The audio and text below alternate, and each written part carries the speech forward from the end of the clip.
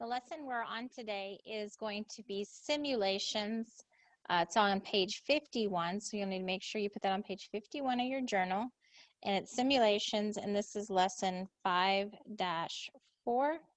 so that you know where we're at. So lesson 5-4. So we're going to flip over to page 51, and you'll be gluing on, it'll be on the right side of the page here, and you'll want to take your page and fold it up like so to there, and we're going to be gluing this on to page 51. So I'm going to go through the notes and then you can glue it after we're done. Simulations. So a simulation is when you're actually taking an experiment and you're acting it out, meaning you've got a situation, but in real life I can't show that, so I'm going to use items that we've talked about, like dice and spinners, and I'm going to use those to simulate or act out the events so that I can actually get an outcome and I can see how it happens, and that's testing the outcome out. So look at example 1. The weather forecast states that there is a 75% chance of snow tomorrow. Describe a method you could use to simulate 75% chance of snow.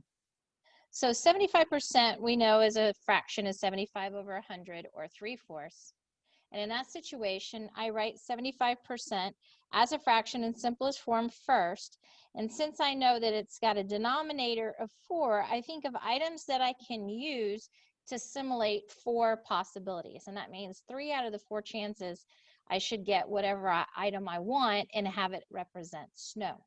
So there's a 75% chance of snow. There's a 25% chance that it will not snow. We talked about this complement. It's the opposite. Place 3 red marbles. So in this situation, they're saying use red marbles, and that will represent snow. And we can have a blue one represent no snow in a bag, and then I randomly pick the marble out. And I do this several times, and then I can see what my experimental probability of snow will be. So it's anything that has to do with 4. So do I have to use marbles? And by the way, do they have to be red and blue? Could they be green and blue? Could they be green and yellow? Doesn't matter, but I'm going to have 3 of one color and 1 of the other because I have 4 possible outcomes. And you don't want to use this out of 100 because you probably don't have 100 marbles. So you're looking for items that are easy to work with. Could I actually use a spinner? Yeah, and I could use, it's be a 4-section spinner. And 3 of those sections could be that same color red and 1 blue.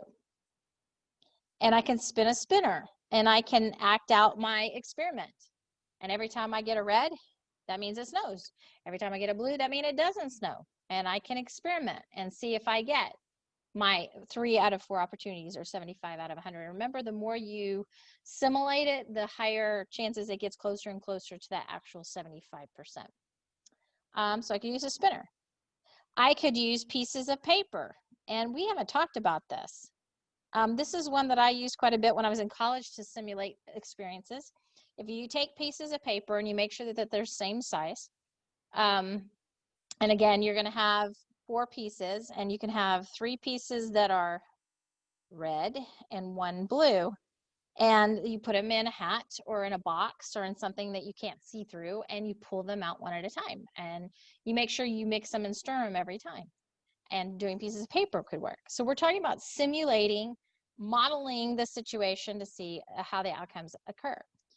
Example 2, a fresh squeezed juice store offers 5 different types of fruit juice in a small or large size. If each type of juice and size is equally likely to be chosen, describe a model that could be used to simulate the orders of the next 6 customers. So since we have 5 types of juices, and there are 2 sizes, small or large, I could choose any method that has 10 possible outcomes. So I have to have 10 outcomes in this situation. Such as, could I toss a coin and spin a spinner that has 5 equal sections? Because remember, I've got 5 types of juices, and they come in large or small. So let each specific outcome represent a different choice. Toss the coin, spin the spinner 6 times to simulate the choices made by 6 customers. So I just want to see what happens on 6 of them. So they offer 5 different types of fruit juice. So you have fruit juice 1, 2, 3. So maybe it's apple juice, orange juice, pineapple juice. I don't know. There's 5 of them. And then your 2 sizes. And we talked about compound events yesterday. And so these are separate, different events here. We've got the fruit juice, and then we have the sizes of the cups. And so we would have to simulate that in 2 different ways. So how would we get our fruit juice flavors? How would we get our sizes of our cups? And there has to be 10 ways, because yesterday we talked about this. If you think about it, I've got the juice, which of course is coming in 5 different ways. And then I have my sizes of my containers. It's coming in 2 different ways. And my counting principle says that there are 10 possible outcomes. And then I just try to simulate that. So we're just looking for how can you simulate the situation and get an answer from it or experiment with it. So we're going to take a look at the different situations here and say, can we come up with a simulation? A game requires drawing balls numbered 1 through 6 for each of 5 digits to determine the winning number. Describe a model that could be used to simulate the selection of the number.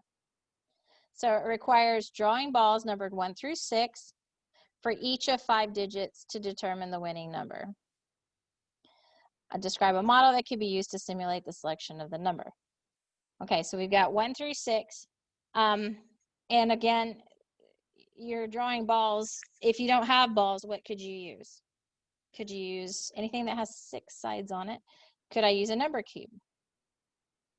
So I could use a number cube. This is also referred to as a die in our world, a number cube in math world. So I'll put die here, or dice. And I'm going to do the numbers 1 through 6 on it. Okay. And it says for each of 5 digits. So how many times would you have to roll it? You would roll 5 times, and that would simulate my outcome. So a die is something we have usually in our repertoire because we play board games and whatnot. We don't really have balls. We don't have those that we can just pick up and throw it in and try it out. Could you use those pieces of paper we were talking about? So I could use these pieces of paper, and I could number them 1 through 6. And then I would pick 6 times. Or not 6 times, sorry, we were doing 5. 5 times, and that's another possibility that I could do. So pieces of paper, number cube. Could I use a spinner? Yeah. And I could have the spinner, but it's going to have 6 sections on it, and they're going to have to be equally sized sections. So I'm going to put equal size, and then I'm going to number them 1 through 6, and I'm going to spin 5 times to get my outcomes. And so a lot of different possibilities that you can come up with. The questions on a multiple choice test each have 3 answer choices. Describe a model that you could use to simulate the outcome of guessing the answers to a 25 question test. They have 3 answer choices. Now, if this would have said 2 answer choices, it would have been great for flipping a coin, because, or a true false kind of thing. That situation, but this is multiple choice. Usually multiple choice has 4 choices. So I'm kind of surprised they did 3, but okay. Because if we had 4, we could do a 4-section spinner. We have 3 answer choices. Can we still do a 3-section spinner? Yes. 3-section spinner. This is a possibility. And again, we want to make sure they're of equal sizes. They're going to have 3 sections. And then how many times am I going to spin it? Well, it's a 25 question test. So I'm going to spin 25 times. And again, could I draw out of a hat? With 3 sections, probably not likely to. Could I still use my roll a number cube? And I could. And what I could do is say evens. We have, oh, well, no, I can't do that. So not evens. Let me erase that. I could do, if you roll a 1 and a 2. If I roll a 1 and a 2, then it's 1 answer choice. If I roll a 3 and a 4, it's another answer choice. If I roll a 5 and a 6. And so you can see then I have 3 outcomes. And that's possibility. And I have to just kind of broaden my horizons and come up with different ways, and that's okay. But again, I'm going to have to roll 25 times. So if you say, okay, I rolled a 1 and a 2, and that's choice A. I rolled a 3 and a 4, that's choice B. And I'll just put those down there since it's multiple choice. And that can simulate my experience. The weather forecast states that there is a 35% chance of rain tomorrow. Describe a method you could use to model this situation. It's 35%, so we're going to put that as 35 over 100. We're going to divide top and bottom by 5 to give us 7 over 20. And then we're going to say, okay, I have 7 and 20 outcomes. So what could I simulate that have 20 outcomes? And again, this is rain. So not rain would be equal to the difference between the two, which would be 13 out of 20. So we've got two possibilities we got to look at. So if I wanted to do the 20 marbles, like we talked about in the top examples, I could do 20 marbles. I could have 7 of them be yellow, and that would simulate rain. And I could have 13 of them be blue, and that could say no rain. And you can switch it around. It doesn't matter. I'm just giving you some possibilities. Could I use a 20 section spinner? Sure. And if I use a 20 section spinner, just a reminder that 7 sections will be one color. We'll say 7 sections yellow, that's rain. And we'll say 13 sections on the spinner would be blue, and that's no rain. And you just can do different simulations. Can I do my colored sheets of paper? Colored pieces of paper. And some people have this and some don't. You could actually just write the colors on there. You could write yellow on it, blue on it, if you just had regular paper. And a lot of people have paper. This is easy to do. So you would just have 7 pieces that would say or be colored yellow. And then you would have 13 pieces that you would say write on there or color it blue.